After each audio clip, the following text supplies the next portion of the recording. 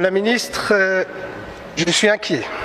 Je suis vraiment inquiet par rapport aux tensions et le risque de guerre qui existe aujourd'hui en Europe orientale et les affrontements entre la Russie et l'OTAN.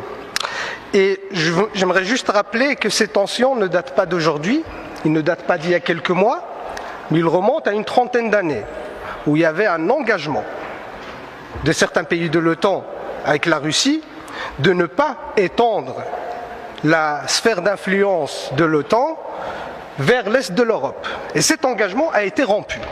Et d'ailleurs, je rappelle qu'en 1990, le secrétaire d'État américain James Baker affirmait, et là je cite, « La juridiction militaire actuelle de l'OTAN ne s'étendra pas d'un pouce vers l'Est ».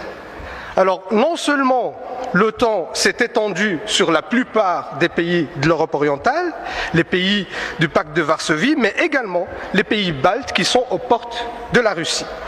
Ces nouveaux territoires de l'Alliance sont aussi des bastions de l'OTAN. Et je rappelle d'ailleurs la Pologne et la Roumanie.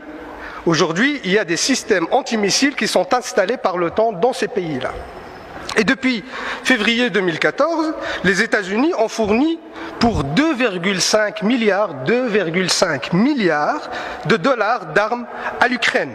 En juin 2021, des exercices militaires en mer Noire ont eu lieu avec une trentaine de pays, dont des membres de l'OTAN et des alliés des États-Unis, comme les Émirats arabes unis.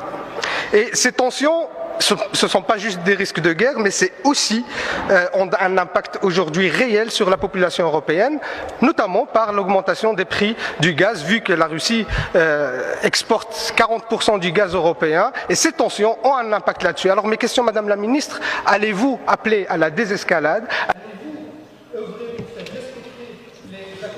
L'OTAN, je le rappelle, est une alliance défensive. Madame la Ministre, Robert Gates, ancien directeur adjoint de la CIA, je cite, « À une époque de grande humiliation et de la difficulté pour la Russie, continuer l'expansion vers l'est de l'OTAN alors que l'on a amené Gorbatchev et d'autres à croire que ça n'arriverait pas, en tout cas à court terme, a probablement aggravé la relation entre les USA et la Russie et rendu beaucoup plus difficile de faire des affaires de façon constructive. » Madame la Ministre, je suis vraiment surpris par votre réponse. Les Américains même reconnaissent leurs responsabilités dans les tensions actuelles, et vous refusez de le voir.